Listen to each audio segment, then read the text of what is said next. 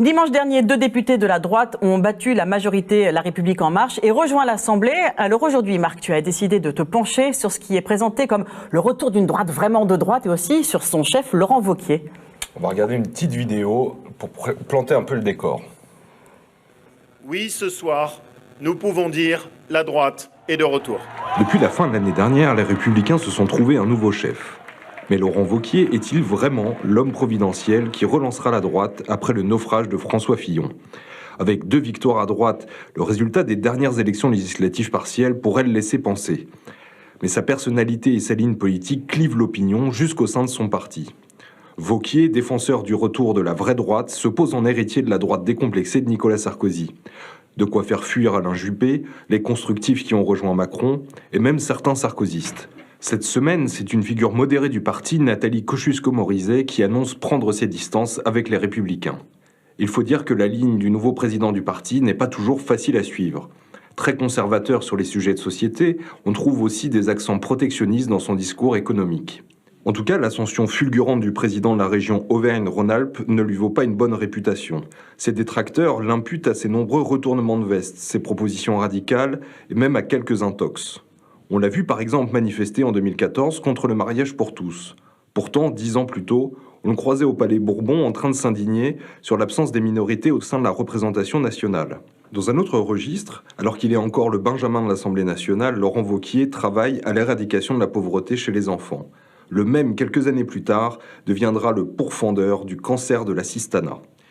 Il y a aussi ces histoires un peu troubles qui lui confèrent une image d'ambitieux sans scrupules, comme cette longue amitié avec sœur Emmanuelle, contestée par les proches de la religieuse, ou encore cet enracinement dans la France rurale qu'il revendique, une caractéristique sur laquelle on peut s'interroger pour ce diplômé du lycée parisien Henri IV, passé par Sciences Po Paris, Normal Sup ou encore l'ENA. En 15 ans d'ascension politique, Laurent Wauquiez se fait également une spécialité du grand écart idéologique. Il a commencé en politique du côté du gaullisme social, aux côtés du centriste Jacques Barrot, son mentor. Mais aujourd'hui, on lui prête une proximité idéologique avec Patrick Buisson, le mauvais génie de Nicolas Sarkozy qui rêve de passerelle avec le Front National. Une chose est sûre, son ambition incontestable l'amène à passer par toutes les écuries de la droite depuis les années 2000. D'abord fidèle de Jacques Chirac, il rallie ensuite Nicolas Sarkozy dont il devient ministre, soutient François Fillon face à Jean-François Copé pour prendre la tête de l'UMP, puis revient à nouveau vers Nicolas Sarkozy pour la primaire LR de 2016. Aujourd'hui, Laurent Wauquiez a fait son trou, il roule pour sa pomme et entend incarner un anti-modèle face à Emmanuel Macron. Alors dans les sondages, on voit aussi que Laurent Wauquiez a du mal à se décoller d'une image qui n'est pas très positive. Alors pas très positif, c'est le moins qu'on puisse dire, Aude. Au point de faire fuir d'ailleurs les alliés historiques de la droite. Pour la première fois cette semaine, les centristes de l'UDI ont décidé de rallier La République En Marche plutôt que les Républicains pour les 2 législatives partielles qui auront lieu en mars prochain en Haute-Garonne et en Guyane. Alors pour essayer de comprendre ce que lui trouvent ceux qui le soutiennent encore, on a décidé d'aller rencontrer l'un des vice-présidents des Républicains, Damien Abad. Alors Damien Abad, c'est le député de l'Ain, il vient de l'UDF, il n'a pas fui le navire avec les autres modérés du parti, et il a même l'air plutôt en paix avec cette ambition sans scrupule que l'on prête à son patron. En politique, c'est comme dans la vie. C'est celui qui a le plus envie qui arrive au bout. Et Laurent Wauquiez, il le démontre. Moi, je le connais bien parce qu'on est dans la même région. Et il démontre son avis, cette énergie un peu sarkozienne, on va dire, et qui est importante pour nous. L'ambition fait partie de la vie politique. Simplement, il ne faut pas que l'ambition serve que des intérêts personnels. Non, le problème, c'est que quand Laurent Wauquiez dit quelque chose, on met toujours en doute sa parole. Eh bien, je pense qu'au contraire, on doit pouvoir aussi faire confiance à ce qu'il dit. Ses racines auvergnates, il les a démontrées. Son enracinement local, c'est une force. La vérité, c'est qu'il a mis une équipe dirigeante comme jamais personne à droite n'avait fait, avec une moyenne d'âge de 43 ans. Il a compris qu'il fallait une nouvelle droite. Donc c'est sûr, ça bouscule les habitudes, ça change un petit peu les comportements et parfois ça peut heurter, ça peut créer un sentiment de clivage.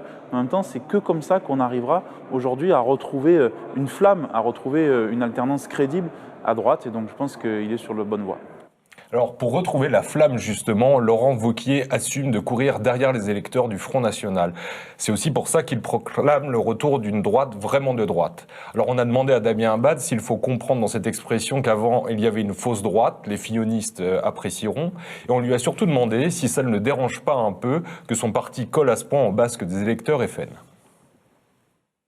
C'était une droite qui était de droite dans les discours mais pas dans les actes. Et ce que veut dire Laurent Wauquiez, c'est qu'il faut que la droite au pouvoir ressemble à la droite en campagne. Que les Français attendent de nous pas simplement le verbe haut, ils attendent de nous l'action forte. Et que la droite, quand elle est en responsabilité, elle ne se renie pas. En tout cas, il y a l'idée que la droite ne peut pas se contenter du sang et des larmes.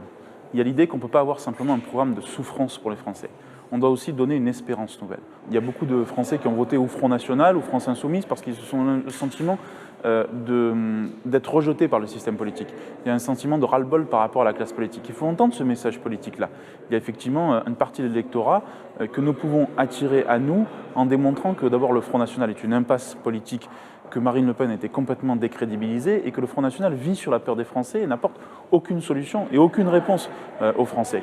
Et donc la ligne qui est la nôtre, elle est très claire, c'est de dire jamais d'alliance, ni de près, ni de loin avec le Front National, mais par contre on n'a pas à se faire prendre des sujets par le Front National qui parlent mal d'immigration, qui parlent mal d'identité, qui parlent mal de beaucoup de sujets et qui surtout n'apportent aucune réponse concrète. Alors ici, finalement, le principal souci de Laurent Wauquiez, c'est pas qu'Emmanuel Macron mette en œuvre une partie du programme dont la droite rêvait. D'ailleurs, au final, est-ce que c'est pas une sorte d'anti-Macron que LR a voulu mettre à sa tête? On voit ce qu'en pense Damien. Pour être honnête avec vous, dans les 2 premiers mois, on a cru effectivement que Emmanuel Macron allait faire une politique de droite. Quand on a écouté ses discours, on s'est dit ça y est, il y a quelqu'un qui va faire une politique de droite.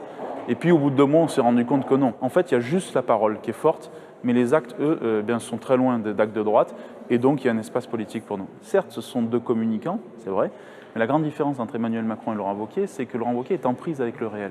Ceux qui nous écoutent, ils pourraient dire bah oui, mais Laurent Wauquiez, il est trop à droite pour moi. La vérité, c'est quoi? Comparons au pouvoir. Emmanuel Macron, il avait promis de dépasser le clivage droite-gauche. C'est vrai, c'était une promesse macroniste. Résultat des courses, en fait, on est dans un parti unique où les députés En Marche n'ont pas le droit de co-signer un amendement avec un autre parti politique. Ce qui n'est jamais arrivé dans l'histoire de la Ve République. Donc vous voyez, de la promesse centriste macroniste de dépassement des clivages droite-gauche, on tombe dans un parti unique. Parce que la vérité aujourd'hui, c'est que les Français n'ont pas besoin juste d'artifices de communication, ils ont besoin de résultats sur l'emploi, sur le pouvoir d'achat et sur la sécurité. Bon, on l'a vu, la droite s'est donc trouvé un nouveau chef. Il lui reste maintenant à réécrire un programme politique complet. Ne doutons pas qu'en matière d'emploi, d'insécurité, de pouvoir d'achat, comme disait Damien Abad, les Français seront servis.